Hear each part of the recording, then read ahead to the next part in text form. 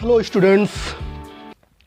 तो आज हम मैट्रिक्स के कुछ वेरी इंपॉर्टेंट क्वेश्चन लेके आए हैं और जितने क्वेश्चन सामने लिखे हैं ये बहुत ही छोटे क्वेश्चन लेकिन इम्पॉर्टेंट। आप अभी देखोगे इसमें से अधिकतर क्वेश्चन के आंसर आप देखते ही बता दोगे, ठीक है। लेकिन ये ऑप्शनल में या एक नंबर में अक्सर पूछे जाने वाले क्वेश्चन हैं, तो इसको हम देखते हैं वन बाय वन। देखिए पहला क्वेश्चन क्या कह रहा है कि गुणन आव्यूह ये दो मैट्रिक्स है और इनके बीच में गुणा का चिन्ह है और कह रहा है इसका आर्डर बताइए। तो आर्डर, अगर दो मैट्रिक्स का आर्डर पता करना है, दो मल्टीप्लिकेटिव मतलब गुणा हो जाए और फिर उसका आर्डर, तो बहुत सिंपल होता है। देखिए इसका आर्डर कितना है, इस पहले वाली मैट्रिक्स का आर्डर 3x1 है, 3 पंक्ति 1 कॉलम, और इसका देखिए आर्डर कितना है 1x3 है, 1x3 है। तो हमने क्या बताया था कि बीच वाला जो पहले का कॉलम दूसरे का रो बराबर होता है तो मल्टीप्लाई होता है, और किनारे की संख्याएं क्या बताती हैं, उसका आर्डर बताती हैं। तो बताइए इसका आर्डर कितना मिल गया। इसका आंसर क्या लिखोगे आप, इसका आंसर लिखोगे 3x3। हो गया पहला क्वेश्चन। दूसरे पे आ जाइए। कह रहा है कि ए, देखिए ये किस रूप में, व्यापक रूप में लिखा AIJ M×N, एक वर्ग आव्यूह है। तो आपको पता होना चाहिए कि अगर वर्ग आव्यूह है तो उसमें कॉलम्स की संख्या और रोज की संख्या बराबर होती है। तो यहाँ पे कॉलम रोज यहाँ पे m है और कॉलम n है, तो ये दोनों बराबर होने चाहिए, m बराबर n। तो इसमें से कौन सा ऑप्शन सही होगा। एक पे लिखा m ग्रेटर देन n, एक में लेस देन n, एक में लिखा m बराबर n। तो ये वाला ऑप्शन, तीसरा वाला आपका सही हो जाएगा, ठीक है। थर्ड क्वेश्चन देखिए, कह रहा है कि यदि A = A एक प्रतिसम्मित आव्यूह है, skew symmetric matrix. Skew symmetric matrix में हम क्या बताए थे, मुख्य विकर्ण 0 होता है। तो इसमें तो कुछ करने की आवश्यकता ही नहीं है, इसमें आप डायरेक्ट बोलिए x का मान कितना होगा, इसमें x का मान 0, क्योंकि जिसको पूछ रहा है वो मेन डायगोनल में है।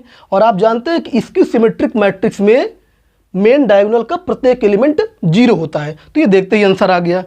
फोर्थ क्या है, ये कह रहा है कि ये सिमेट्रिक मैट्रिक्स है, तो x का मान बताइए। अब देखिए सिमेट्रिक मैट्रिक्स में आप जानते हैं डिफिनेशन क्या होती है कि पहली बात तो स्क्वायर मैट्रिक्स अपने ट्रांसपोज के बराबर बताए थे वहाँ पर, और दूसरी डिफिनेशन हमने बताया था कि AIJ = AJI, ये बताए थे। यानी प्रत्येक जो अवयव होता है उसमें अगर रो और कॉलम चेंज कर दें तो जो अवयव बनेगा उसके बराबर होगा। अगर आपको याद हो तो हमने कहा था सिमेट्रिक में ये एलिमेंट इसके बराबर होगा, ये एलिमेंट इसके बराबर होगा और ये वाला एलिमेंट इसके बराबर होगा। ये कौन सा एलिमेंट है, ये A23 है, ये A23 है, ये A32 है। A23 और A32 दोनों बराबर नहीं होंगे, तो जब बराबर होंगे तो जो यहाँ पर x है और यहाँ पे 6, तो इसका आंसर क्या लिखोगे आप, x = 6 लिख दोगे। जो है देखते ही तुरंत बता दोगे ये एलिमेंट बराबर होना चाहिए। सिमेट्रिक मैट्रिक्स में ये सब बताया गया था। बोलिए कोई दिक्कत। तो सवाल एक एक लाइन के आंसर हैं, इसको आप देखते ही इसको आंसर बना सकते हैं, इसका कोई दिक्कत नहीं होना चाहिए। सवाल नंबर 5 देखिए, कह रहा है कि A तथा B के लिए कौन सा कथन सत्य है। दो मैट्रिक्स है A और B और इसके लिए कह रहा है कि कौन सा कथन सत्य है। पहला कथन है कि AB = BA।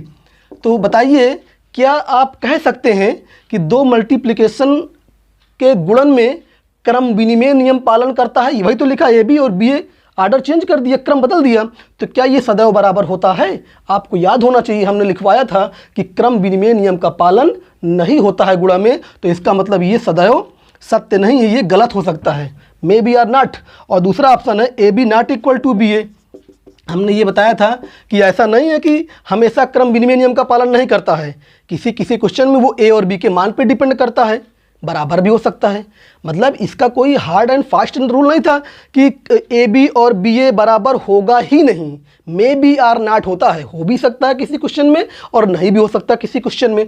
तो ये भी सदैव सत्य हो जरूरी नहीं है, तो ये भी यहाँ पर गलत हो गया, ये भी गलत हो गया।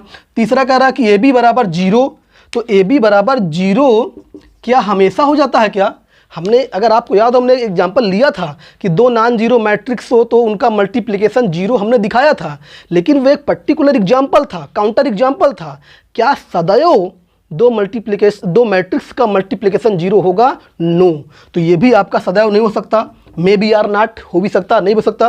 तो इसका चौथा ऑप्शन क्या, इनमें से कोई नहीं, यही आपके लिए सही हो जाएगा। बाकी जितने 3 ऑप्शन लिखे हैं ये मे बी आर नॉट वाले हैं, ए बी बराबर बी ए हो भी सकता है, नहीं भी हो सकता। A B not equal to B A हो भी सकता है, नहीं भी हो सकता। ए बी बराबर 0 हो भी सकता है, नहीं भी हो सकता। इन तीनों का आपको याद हो, हमने कहा था कि काउंटर एग्जाम्पल पूछता है। काउंटर एग्जाम्पल पूछता है कि एक एग्जाम्पल से दिखाइए ए बी बराबर बी ए होता है या नहीं होता, ए बी बराबर 0। तो आपको याद आ गया होगा, तो ये बात समझ में आ गई है। एक लाइन का सवाल है, ठीक है। अब छठा सवाल क्या है, जरा देखिए। तो छठा सवाल कह रहा है, ये भी सिंपल है। एक मैट्रिक्स लिखा है, ये ए बराबर लिखा है cos alpha minus sine alpha cos alpha. कह रहा है कि ये अल्फ़ा के किस मान पर ये मैट्रिक्स आई के बराबर हो जाएगा। आई का मतलब इकाई आव्यूह। कह रहा है कि अल्फ़ा के किस मान पर ये मैट्रिक्स आई के बराबर होगा। तो क्या करोगे आप, इसको ए बराबर आई मान के शुरू करो, अल्फ़ा का मान आ जाएगा, ठीक है। तो इसको हम ए बराबर आई से शुरुआत करें, तो इधर हो जाएगा ए की वैल्यू। क्या करें, इसको हम यहाँ शुरू करें, ए बराबर आई से शुरू करें। तो ये देखिए ए का मान लिखा ही है, और इधर आई की वैल्यू आपको पता कितना होता है, बताइए तो 1001। क्वेश्चन ये है कि यदि ए बराबर आई हो तो अल्फ़ा का मान निकालना। इसको आप ऐसे भी पढ़ सकते हैं, यदि ए बराबर आई हो तो अल्फ़ा का मान निकालिए। तो ए बराबर आई में हमने ए का मान रख दिया जो क्वेश्चन में दिया है, आई का मान हम 2 क्रॉस 2 में जानते हैं। और ज़रा बताइए तो क्या देख रहे हैं आप, दो मैट्रिक्स में इक्वल का साइन देख रहे हैं। दो अवयवों की समानता कब होती है, जब प्रत्येक संगत अवयव बराबर हो। तो पहला अवयव कास अल्फ़ा, वहाँ का 1, तुरंत अवयवों की समानता से पहला अवयव बराबर कर दीजिए, तो कास अल्फ़ा बराबर 1, तो अल्फ़ा बराबर 90 होता है। अल्फ़ा का मान आ गया, आप किसी से भी चेक कर लीजिए 90 ही आएगा। और ऐसा नहीं है कि अल्फ़ा का मान आ गया तो हम सबसे चेक करें, सबसे आप नहीं चेक करोगे, ठीक है। Cos alpha equal to 1, sorry alpha equal to 0 होगा। कास 0 का मान 1 होता है ना, तो अल्फ़ा बराबर 0 आ गया जो है। तो आप किसी से भी चेक कर लीजिए 0 ही आ जाएगा, ठीक है। ऐसा नहीं कि हम इससे भी निकालें फिर इससे भी निकालें। हमने, अगर आपको याद हो तो इस तरह का एक क्वेश्चन हुआ था, हमने वहाँ पर ही बोला था कि अगर मान मिल जाए तो फिर और अवयवों को बराबर नहीं करते, टाइम बर्बाद नहीं करते। जो पूछा था वो मिल गया तो वहीं पे ख़त्म। तो ये हो गया आपका क्वेश्चन नंबर 6। अब देखिए 7 और 8 क्या कहता है। तो चलिए 7वां सवाल देखते हैं। 7वां सवाल क्या है, एक मैट्रिक्स है, इसकी कोटि दिया है m क्रॉस n, और कह रहा है कि B एक मैट्रिक्स दूसरी मैट्रिक्स है और AB डैश और BA डैश दोनों संभव हैं, दोनों परिभाषित है, ये दोनों संभव है। और जानते हैं आप संभव कब होता है, जब पहले में कॉलम दूसरे के रो के बराबर हो। तो कह रहा है कि यदि A की कोटि m क्रॉस n है और ये दोनों संभव है तो B की कोटि पता करना है आपको। ऑप्शन दिया है, 4 ऑप्शन है, तो हम ऑप्शन से इसको चेक कर सकते हैं या ऐसे भी चेक कर सकते हैं। देखिए अगर AB डैश BA डैश दोनों संभव हो तो इसका मतलब पहले में कॉलम दूसरे के रो के बराबर होना चाहिए। देखिए 1 बाय 1 चेक करें हम। A का ऑर्डर कितना है, m क्रॉस n है, ठीक है, m क्रॉस n हम देखने जा रहे हैं कि ये संभव है कि नहीं। अब अगर B का ऑर्डर अगर हम ये माने 1 बाई 1, अगर ये माने तो B डैश का भी यही उल्टा हो जाएगा। अगर B का ऑर्डर m क्रॉस m तो B डैश का भी यही होगा। तो AB डैश के लिए अगर हम चेक करें तो यहाँ पे m क्रॉस m अगर लिखें तो पहली बात तो गुणा ही संभव नहीं है, तो इसका मतलब ये विकल्प गलत हो गया। अब दूसरे विकल्प पे आ जाएं, इस पे चेक करें, हम इस पे चेक करें। A का ऑर्डर कितना है, m क्रॉस n, अगर हम B का ऑर्डर ये माने, B का ऑर्डर अगर हम ये माने तो B डैश का ऑर्डर m क्रॉस n हो जाएगा। तो m क्रॉस n यहाँ पे लिखेंगे, देखिए फिर गुणा संभव नहीं है, AB डैश ही संभव नहीं है, दूसरे पे जाने की आवश्यकता ही नहीं है, तो ये भी गलत हो गया। इसी प्रकार जरा तीसरे को चेक करें, A का ऑर्डर कितना है, A का ऑर्डर m क्रॉस n, और अगर B का ऑर्डर हम ये माने तो इसका उल्टा B डैश का भी ऑर्डर n क्रॉस n ही होगा। तो यहाँ पर देखिए AB डैश तो संभव है, तो जब AB डैश संभव है तो B डैश A भी चेक कर लें, दोनों संभव होना चाहिए ना। तो ज़रा देखिए तो B डैश का ऑर्डर क्या हो जाएगा, n क्रॉस n, और A का m क्रॉस n। अब देखिए ये संभव नहीं है, पहले में कॉलम दूसरे के रो के बराबर नहीं है। तो AB डैश तो संभव था, ये दोनों बराबर तो थे, लेकिन वो संभव नहीं है, तो इसका मतलब ये ऑप्शन भी आपका गलत हो गया। और चौथे ऑप्शन पे आ जाइए तो A का ऑर्डर m क्रॉस n, और अगर B के ऑर्डर को आप ये मानते हैं तो B डैश का n क्रॉस m हो जाएगा। तो तो n क्रॉस m, देखिए ये संभव है ना, ये संभव है, उसको भी चेक कर लीजिए कि अगर b का आर्डर m क्रॉस n है तो b डैश का हो जाएगा n क्रॉस m, और a का तो दिया ही है m क्रॉस n, देखिए ये भी संभव है, यानी ये भी संभव हो गया। तो इसका मतलब option number 4 m cross n सही है। तो बहुत छोटे समय में आप बहुत जल्दी इसको चेक कर सकते हैं। अगर आपको ट्रांसपोज पता है, भाई b की कोटि अगर ये है तो b डैश का n क्रॉस m ये पता होना चाहिए, और मल्टीप्लिकेशन का कंडीशन पता होना चाहिए कि पहले में कॉलम दूसरे के रो के बराबर है, तो तुरंत हो जाएगा जो है।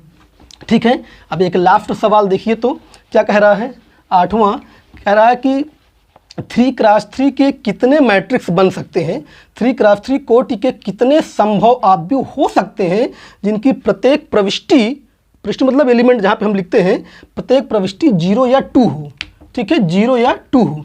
कह क्या रहा है, वो कह रहा है कि 3 क्रॉस 3 के कितने मैट्रिक्स आप बना सकते हो, ज़रा बताइए हमें। 3 क्रॉस 3 में कितने एलिमेंट होते हैं, 9 एलिमेंट होते हैं, एक यहाँ पर, एक यहाँ पर, एक यहाँ, ऐसे 9 प्लेस पर आपको 9 एलिमेंट लिखना है। क्वेश्चन क्या कह रहा है कि प्रत्येक प्रविष्टि मतलब प्रत्येक प्रविष्टि मतलब जहाँ पे आपको एंट्री करना है, यहाँ पे एंट्री करना है, यहाँ पर सब एंट्री करना है। कह रहा है कि प्रत्येक एंट्री में 0 या 2 हो सकते हैं। यानी क्वेश्चन ये कह रहा है कि आप यहाँ पर 0 या 2 कुछ रख सकते हैं, जो आपकी इच्छा हो। यहाँ पर भी 0 या 2 में से कोई एक रख सकते हैं, रखना किसी एक को ही है, लेकिन हाउ मेनी पॉसिबिलिटी, यानी यहाँ पे 0 या 2 रख सकते हैं, ऐसे यहाँ पर, ऐसे यहाँ पर, हर जगह आपके पास 2 ऑप्शन हैं। तो पहली जगह कितने ऑप्शन हैं, 2 ऑप्शन हैं। पहली एंट्री फिल करने के लिए 2 ऑप्शन, दूसरी एंट्री फिल करने के लिए भी आपके पास 2 ही ऑप्शन हैं, 0 या 2, 2 ऑप्शन। अच्छा, इस 2 से आप कंफ्यूज ना हो, मान लीजिए यहाँ पे हम 3 लिख देते हैं, 0 या 3, हम वो वाला 2 नहीं बोल रहे थे। तो 2 ऑप्शन आपके पास है, 0 या 3। तो यहाँ पर भी 2 ऑप्शन, यहाँ पर भी 2 ऑप्शन, हर जगह आपके पास कितने ऑप्शन हैं, 2 ऑप्शन है। तो कितने स्थान है, 9 स्थान है।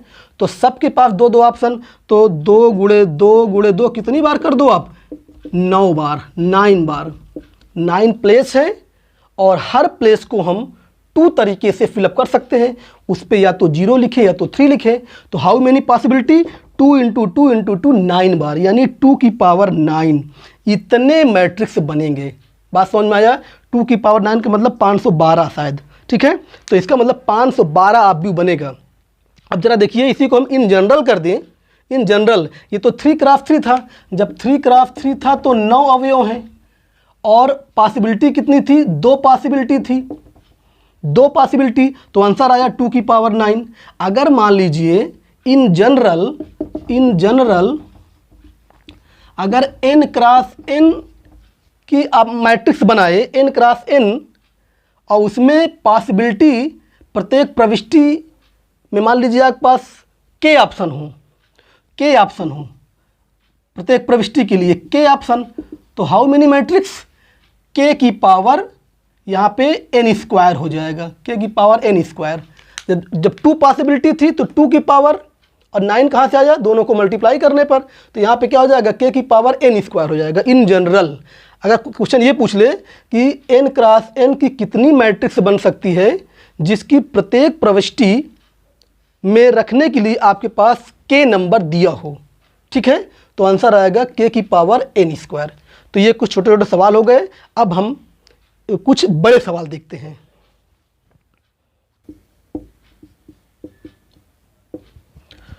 तो ये 4 क्वेश्चन हो गए। उसमें क्या था, एक एक लाइन के सवाल लगभग थे, और इसमें थोड़ा सा आपको सॉल्व करना पड़ेगा। जैसे देखिए, पहला सवाल क्या है, आव्यूह समीकरण इतने को हल कीजिए। आप समीकरण के बारे में जानते हैं, समीकरण को हल करने का मतलब होता है कि वेरिएबल का मान निकालना। तो देखिए, इसमें वेरिएबल क्या है, x है, लेकिन जो LHS में आप देख रहे हैं वो ये मैट्रिक्स रूप में दिया है और बराबर 0 है। तो इक्वेशन में आप जानते हैं कि 2 पक्ष होते हैं, LHS और RHS, बीच में बराबर का चिन्ह होता है। तो ये समीकरण तो है, लेकिन हमको इसको सॉल्व कैसे करना है, ज़रा देखिए। तो आसान है। अगर आप LHS में देखें तो 2 मैट्रिक्स है और बीच में मल्टीप्लिकेशन है। तो 2 मैट्रिक्स का मल्टीप्लिकेशन आप जैसे करते हैं वैसे कर लीजिए, और बराबर 0 चलता रहेगा, तो एक इक्वेशन बन जाएगा। और ये जो 0 है, इसको में आप कंफ्यूज मत होइए, अगर इधर मैट्रिक्स है, LHS में मैट्रिक्स है, तो उधर भी तो मैट्रिक्स होगा। ऐसा थोड़ी कि उधर कोई नंबर लिखा है। ये जो जीरो है, जीरो का मतलब यहाँ पर जीरो मैट्रिक्स है। भाई दो मैट्रिक्स बराबर कब होते हैं? जब संगत अवयव बराबर होते हैं। तो उधर भी मैट्रिक्स लिखोगे आप तभी तो संगत अवयव बराबर करोगे। तो इस जीरो को कंफ्यूज मत होइएगा, ये जीरो मतलब जीरो मैट्रिक्स है। तो देखिए हम सवाल नंबर फर्स्ट लिखने जा रहे हैं। ये क्या लिखा है? समीकरण क्या है? आव्यूह समीकरण। ये x1 और ये है 1 0 -2 0 = 0। और इस जीरो को हम मैट्रिक्स रूप में लिखेंगे। लेकिन आपको पता है कि जीरो वर्ग आव्यूह भी हो सकता है और रेक्टेंगुलर भी हो सकता है। तो अभी हमें कैसे पता चले कि यहाँ पर जीरो की हम जो जीरो मैट्रिक्स है उसका ऑर्डर क्या लें? तो पहले उसको आप LHS चेक कर लीजिए। ज़रा देखिए तो इसकी कोटि कितनी है? पहले वाले मैट्रिक्स की कोटि कितनी है? 1 × 2 है कि नहीं है? और दूसरे वाले की कोटि कितनी है? 2 × 2 है। तो देखिए मल्टीप्लिकेशन तो हो रहा है, बीच की संख्या बराबर है, पहले में कॉलम दूसरे में रो। और जो किनारे के नंबर होते हैं वो ऑर्डर बताते हैं। तो ऑर्डर कितना होगा? 1 × 2 का बनने वाला है। तो 1 × 2 का बनने वाला है, तो इसका मतलब जो इधर जीरो मैट्रिक्स आएगी वो 1 × 2 की होगी। 1 × 2 का मतलब कि एक पंक्ति दो कॉलम। तो ये ऐसे बनेगा, ऐसे हम लिखेंगे। जो है हमने ऑर्डर चेक करके लिख लिया। जो है आप बाद में भी लिख सकते थे, हमने पहले ही चेक कर लिया। देख लीजिए एक बार, इसमें 1 रो 2 कॉलम तो 1 × 2, इसमें 2 रो 2 कॉलम 2 × 2। देखिए बीच का नंबर सेम है तो मल्टीप्लाई हो जाएगा। और मल्टीप्लिकेशन के बाद ऑर्डर क्या मिलेगा? किनारे के नंबर। तो 1 × 2 और 1 × 2 का मतलब 1 रो 2 कॉलम, ये हमने उधर भी बना लिया। ठीक है, अब गुणा करना आपको आता है, गुणा डायरेक्ट कर लेते हैं। फर्स्ट रो फर्स्ट कॉलम में करेंगे। देखिए डायरेक्ट करेंगे, x × 1 x और 1 × -2, ये -2 हो जाएगा।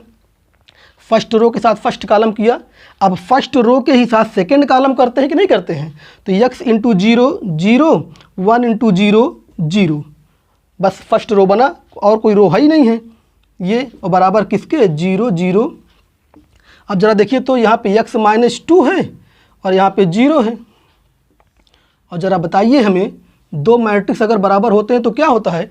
प्रत्येक संगत अवयव बराबर होते हैं। तो इसका पहला अवयव x -2, इसका पहला अवयव 0। तो लिखेंगे आव्यूहों की समानता से, पूरा लैंग्वेज लिख देंगे, आव्यूहों की समानता से। आप इसके नीचे ही लिखेंगे। तो x -2 = 0, तो x का मान देखिए 2 मिल गया।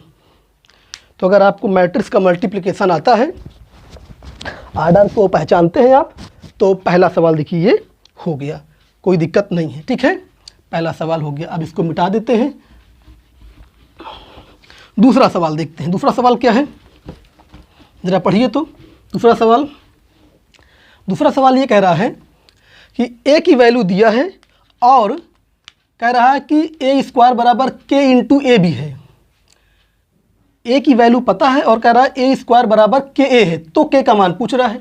तो वेरी सिंपल, जो आपको पता हो a² = ka है, तो पहले आप a² निकाल लीजिए, फिर k × a निकाल लीजिए। k × a का मतलब स्केलर मल्टीप्लिकेशन, याद करिए, अदिश गुणन, गुणा कर लीजिए, फिर दोनों को बराबर कर लीजिए और दो मैट्रिक्स बराबर हो जाएंगे तो k का मान जैसे मिलना होगा मिल जाएगा।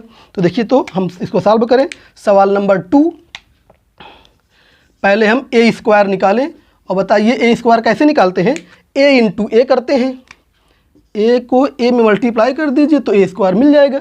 करें, देख लीजिए, तुरंत हो जाएगा। 1 -1 -1 1, और इतना मल्टीप्लिकेशन बता चुके हैं कि इसको हम डायरेक्ट कर दें। अब जो है देखिए, फर्स्ट रो फर्स्ट कॉलम में जाएंगे तो 1 × 1 1, -1 × -1 1, तो ये हो जाएगा 1 + 1 हो जाएगा। फर्स्ट रो सेकंड कॉलम में 1 × -1 -1 -1 × 1 -1, ठीक है।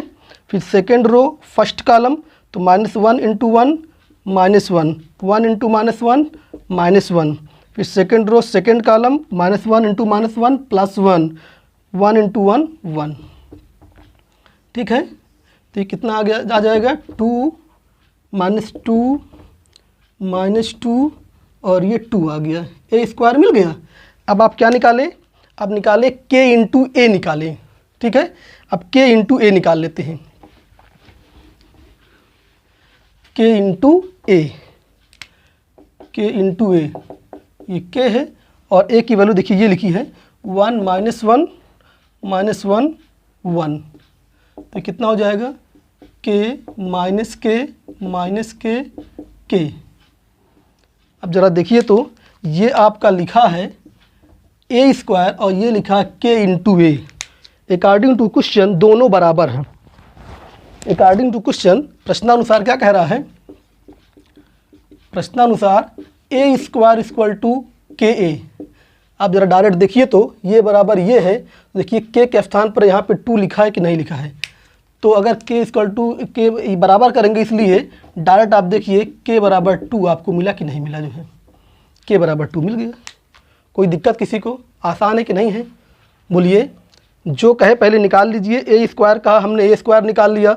उसने कहा k × a निकालिए, निकाल लिया।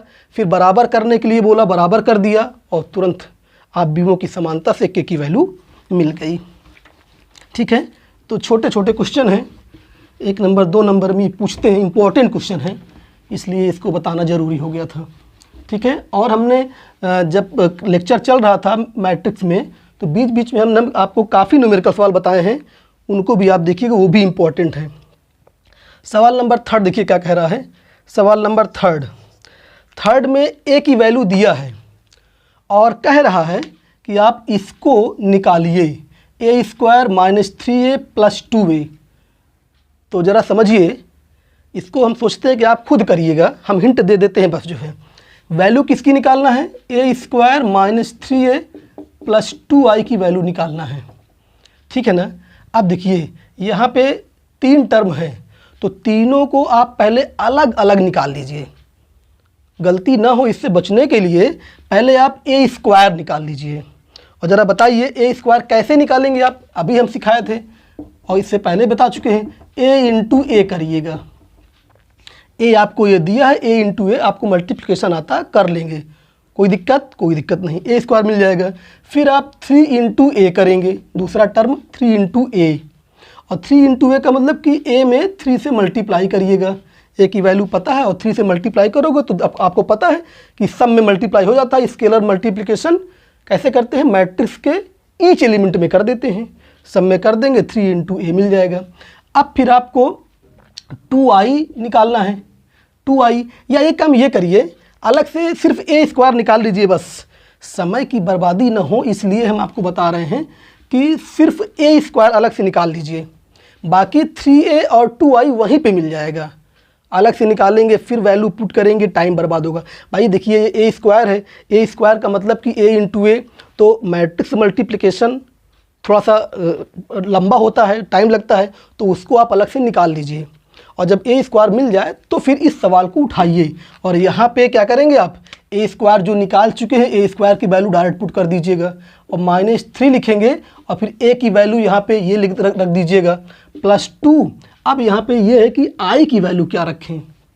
i तो वर्ग आप भी, इकाई आप भी है, वर्ग भी होता है, तो 2 × 2 का रखें कि 3 × 3 का रखें?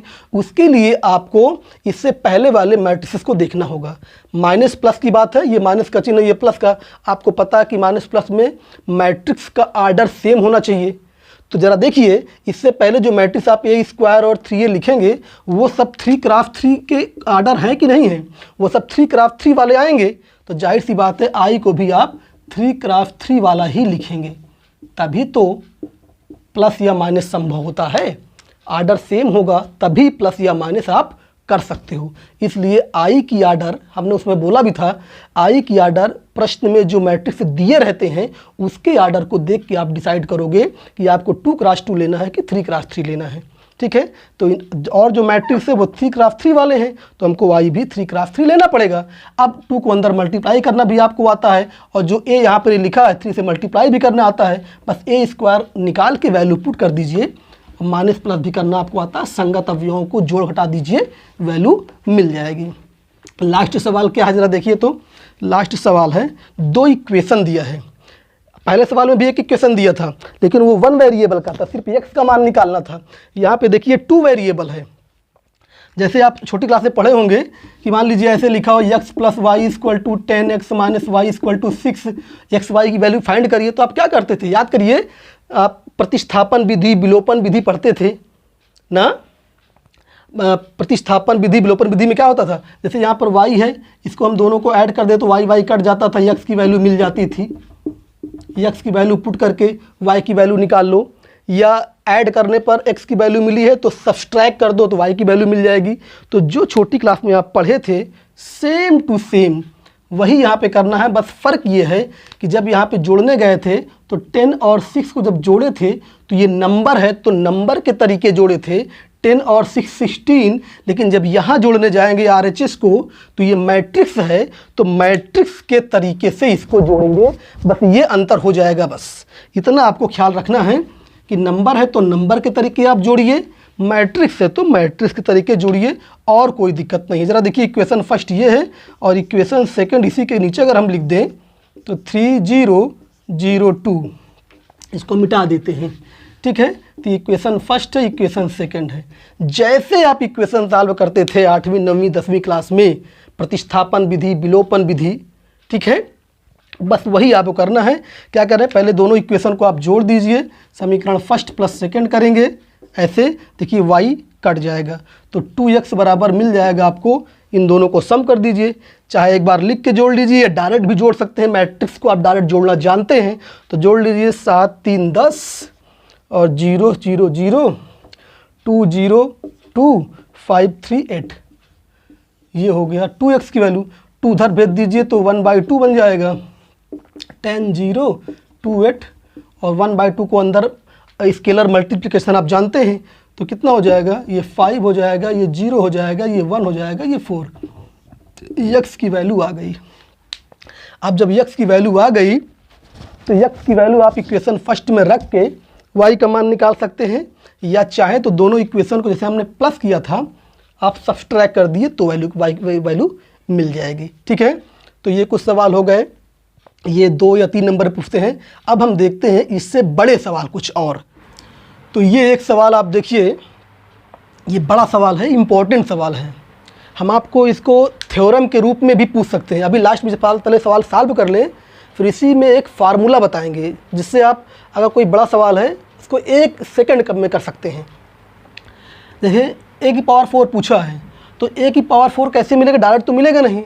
हम पहले निकालेंगे a स्क्वायर और फिर a स्क्वायर में फिर a स्क्वायर से मल्टीप्लाई करेंगे तब जाके हमें a की पावर 4 मिलेगा। जैसे जो तरीका होता है, a स्क्वायर कैसे मिलता है, a इंटू ए से, फिर a क्यूब कैसे निकालेंगे, a स्क्वायर इंटू ए से, और इसी प्रकार a की पावर 4 अगर निकालना है तो a की पावर 4 के लिए हम a square into A square कर सकते हैं या तो a क्यूब इंटू ए कर सकते हैं, लेकिन हमें क्यूब तक जाने की आवश्यकता नहीं, हम a स्क्वायर से ही काम चला लेंगे। बस आपको मल्टीप्लिकेशन स्ट्रांग होना चाहिए। बस हम शुरू से बोलते आ रहे हैं कि मैट्रिक्स का मल्टीप्लिकेशन स्ट्रांग होना बहुत ज़रूरी है। हम हर बार प्रत्येक नंबर को लिखेंगे नहीं, डायरेक्ट करेंगे। देखिए अच्छा, ए स्क्वायर बराबर क्या लिखेंगे, a into A, a into A, a into A लिखा। अब ये a की वैल्यू 3 0 0 0 3 0 0 0 3 इंटू ए, यही है। देखिएगा हम डायरेक्ट लिखने का प्रयास करेंगे। देखिए फर्स्ट रो फर्स्ट कॉलम, देखिए 3 इंटू 3 9 ना, देखिए बाकी आगे 0 लिखा है तो अगर 0 लिखा है तो देखने की आवश्यकता ही नहीं, 0 ही आएगा तो फर्स्ट स्थान पर 9 आ गया, ठीक है ना। अब फर्स्ट रो सेकेंड कॉलम पे देखिए, फर्स्ट रो सेकेंड कॉलम तो 3 इंटू 0 0 0 इंटू 3 0 0 इंटू 0 0, ये लिख दिया direct 0। First row third column 3 into 0 0 0 into 0 0 0 into 3 0, आप आराम से कर लीजिएगा, देख लीजिए। ऐसे ही सेकेंड रो के साथ जब फर्स्ट कॉलम करेंगे तो कर लीजिए, यहाँ पे 0 आएगा। सेकेंड रो के साथ सेकेंड कॉलम करेंगे तो 0 इंटू 0 0 और 3 इंटू 3 करेंगे तो 9 हो जाएगा, और 0 इंटू 0 0 तो यहाँ पर 9 आ जाएगा। सेकेंड रो थर्ड कॉलम करेंगे तो देख लीजिएगा 0 आ जाएगा। ऐसे ही थर्ड रो फर्स्ट कॉलम करके देखिए, आप खुद करिए 0 आएगा। थर्ड रो सेकेंड कॉलम करिए 0 आएगा। थर्ड रो थर्ड कॉलम करिए 3 इंटू 3 होने के कारण 9 आ जाएगा। ज़रा देखिए तो क्या हुआ, a स्क्वायर बराबर ये आ गया, ठीक है। अब हम a की पावर 4 निकालें, a की पावर 4 तो इसको कैसे निकालेंगे, a square into A square. a square वो लिखा है, ए स्क्वायर वो लिखा है 900090009 और यहाँ पर भी 900090009। अगर आप ऊपर समझ रहे हैं तो गुणा एकदम आसान है। देखिए यहाँ पे 3 था तो वहाँ पे 9 बन गया। और उसी ट्रिक से अगर आप करना चाहें तो डायरेक्ट लिख दें। आप चेक कर लीजिएगा 9 9 81 आएगा, यहाँ पे ये 81 आएगा। आप देख लीजिएगा, हम डायरेक्ट लिख दिए उसी कॉन्सेप्ट पे। जब 3 था तो 3 का स्क्वायर 9, यहाँ पे 9 है तो 9 का स्क्वायर 81 हो जाएगा। ठीक है, अब ज़रा देखिए तो a की पावर 4 मिल गया। जो क्वेश्चन था वो हमारा आंसर तो मिल गया, लेकिन इसी क्वेश्चन के माध्यम से हम आपको कुछ बताना चाहते हैं। वेरी केयरफुली देखिएगा। a की पावर 4 की वैल्यू क्या मिली? 8100810081। ज़रा देखिएगा, 81 को हम 3 की पावर 4 लिख सकते हैं ना। हम 3 क्यों यूज कर रहे हैं? क्योंकि 3 प्रश्न में था, तो 3 की पावर 4 ये भी हो जाएगा। 3 की पावर 4 है यहाँ पर, और 0 0 0 3 की पावर 4 ना। या हम ऐसे कर लें, बार बार ना लिखना पड़े, ऐसे कर लें। मैट्रिक्स में कॉमन निकालना हमने आपको सिखाया था। यदि प्रत्येक एलिमेंट में कोई नंबर मल्टीपल के रूप में लिखा हो तो वो कॉमन हो जाता है। ज़रा इसमें देखिए, क्या प्रत्येक एलिमेंट में 81 कॉमन नहीं है? 81 यहाँ पे है ही है। यहाँ पे आप लिख सकते हो 81 इंटू 0, 81 ही आएगा, सॉरी 0 ही आएगा। तो हर जगह 81 है, तो आप 81 को बाहर निकाल सकते हो ना। तो यहाँ बचेगा क्या? 1 0 0 0 1 0 0 0 1। कोई दिक्कत तो नहीं किसी को। और अब आप 81 को लिख सकते हो 3 की पावर 4, 3 की पावर 4। और ये अगर आप देखें तो ये i के बराबर है। 3 की पावर 4 इंटू आई, आई मतलब इकाई, आप भी है ये। तो ज़रा देखिए क्या फार्मूला बनाने का प्रयास हम करते हैं। ज़रा देखिएगा, वेरी इंपॉर्टेंट फार्मूला आने वाला है। a की पावर 4 इक्वल टू आया 3 की पावर 4 इंटू आई। ठीक है ना। इसको सवाल पूछ सकता था कि a बराबर ये तो सिद्ध कीजिए। ये सवाल ऐसे भी बना सकता था। सवाल ऐसे बना सकता था कि a बराबर ये तो सिद्ध कीजिए a की पावर 4 बराबर 3 की पावर 4 इंटू आई। ये तो a की पावर 4 के लिए हो गया। इसको अगर हम जनरलाइज करें तो ज़रा गौर करिएगा, एक फार्मूला हम क्या बनाना चाहते हैं। देखिएगा, एक फार्मूला बनाने जा रहे हैं। थोड़ा इसको ऊपर लिख दें हम। ये क्या मिला हमें? a की पावर 4 इक्वल टू 3 की पावर 4 इंटू आई मिला। अब इसी सवाल को बेस मानकर हम एक फार्मूला बनाने जा रहे हैं। आप फार्मूले का प्रूफ कर भी सकते हैं। देखिए क्या बनेगा। यदि a इक्वल टू, जो हमने यहाँ पे 3 लिखा था, आप 3 के स्थान पर कुछ भी लिख दीजिए। मान लीजिए हम यहाँ पे k लिख दिए। k कोई नंबर है, नॉन जीरो नंबर है ये। यदि ये equal to a equal to ये दिया है, तो a की पावर n अगर पूछे, n यहाँ पे क्या है? n यहाँ पे प्राकृतिक संख्या, सेट ऑफ नेचुरल नंबर है। a की पावर 2 हो सकता है, 3 4 5 कुछ हो सकता है। तो a की पावर n का फार्मूला क्या बनेगा? देखिए, जब यहाँ पे 3 था तो 3 बेस में लिखे थे, तो यहाँ पे k है तो k बेस में लिखेंगे, और पावर जो इधर था वही उधर है। तो k की पावर n, तो k की पावर n हो जाएगा इंटू आई। तो ये हो जाएगा एक फार्मूला। इसको याद रख लीजिएगा। अगर आपको ये याद होता और एक नंबर का सवाल आया होता तो आप तुरंत k की जगह पे 3, n की जगह पे 4 रख दीजिए। तो a की पावर 4 बराबर 3 की पावर 4 इंटू आई, 1 सेकेंड में आंसर आ जाता। तो अगर आपको मान लीजिए ऑप्शनल सवाल आ जाए, एक नंबर का सवाल आ जाए, तो आप डायरेक्ट इस फार्मूले का यूज कर लीजिएगा। ठीक है। और अगर बड़ा सवाल 4 नंबर में है तो जैसे हमने किया था वैसे करिएगा, जो है पूरा डिटेल। ठीक है। तो ये सवाल हो गया। और कुछ बड़े सवाल देखते हैं। तो ये एक दूसरा सवाल, बड़े सवाल में ये भी है, और आज ये आपका लास्ट सवाल होगा। फिर हमें एक लेक्चर और लेना पड़ेगा, उसमें आप और देखेंगे और इम्पोर्टेंट क्वेश्चन, और फिर वो मैट्रिक्स जितना सारिक के बिना होना था वो हो जाएगा। फिर सारिक शुरू करेंगे और सारणिक जब शुरू करेंगे तो देखेंगे आप फिर मैट्रिक्स शुरू हो जाएगा। सारणिक की मदद से भी अभी हमें मैट्रिक्स के कुछ पोर्शन पढ़ने हैं, तो वो सारणिक जब पढ़ लेंगे फिर मैट्रिक्स शुरू होगा। ठीक है, एक से देखिए लास्ट सवाल ये है कि a की वैल्यू दिया है तो कह रहा सिद्ध कीजिए a³ बराबर 4a। तो हमने बताया था आपको, अगर आपको ये सिद्ध करना है तो पहले आपको LHS निकालना है a³, तो डायरेक्ट a³ तो मिलेगा नहीं। मैट्रिक्स में डायरेक्ट आप a³ a⁴ a⁴ नहीं निकाल सकते, आपको क्रम से ही चलना होगा। जैसे a दिया है तो पहले आपको a² निकालना होगा, a इंटू a से ना 1 -1 -1 इंटू 1। अभी इससे पहले एक सवाल हमने लिया था, शायद a वही था, आप देख सकते हैं। तो a² आप देख लीजिएगा, वही सवाल था। a² आप वहाँ देख लीजिए, कर भी सकते हैं, कोई दिक्कत नहीं। a² मिल गया। अब a³ आप निकालेंगे, और a³ कैसे निकालेंगे, a² इंटू a करके निकालेंगे। a² की वैल्यू जो भी आएगी यहाँ पे आप पुट कर दीजिएगा, और a की वैल्यू तो जो है वही है। ये सेम मैट्रिक्स हमने लिया था, वहाँ पे आप a² इससे पहले वाले सवाल में देख सकते हैं या कर भी सकते हैं फिर से। तो आपको ये a³ मिल जाएगा। तो जैसे ये a³ मिला, ये आपका LHS हो गया, LHS हो गया। अब आपको क्या निकालना है, RHS निकालना है।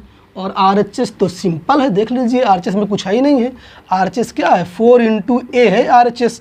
RHS क्या है, RHS अगर निकालने जाएंगे तो 4 इंटू a है, और 4 इंटू a का मतलब scalar multiplication by 4 to a। तो ये 4 लिखेंगे, ये a लिखेंगे, और स्केलर मल्टीप्लिकेशन तो आता है, पूरा मल्टीप्लाई करेंगे, 4 -4 -4 4, ये आ जाएगा। ठीक है ना। और आप देखिएगा आपका LHS भी यही आया रहा होगा, तो चेक कर लीजिएगा। तो अभी एक क्लास और लेंगे और पूरा न्यूमेरिकल मैट्रिक्स का लगभग समाप्त हो जाएगा। ठीक है। और एक बात आप लोग से कह रहे हैं कि अगर वीडियो आप लोग को अच्छा लगता हो तो दोस्तों को शेयर करना मत भूलिएगा। धन्यवाद।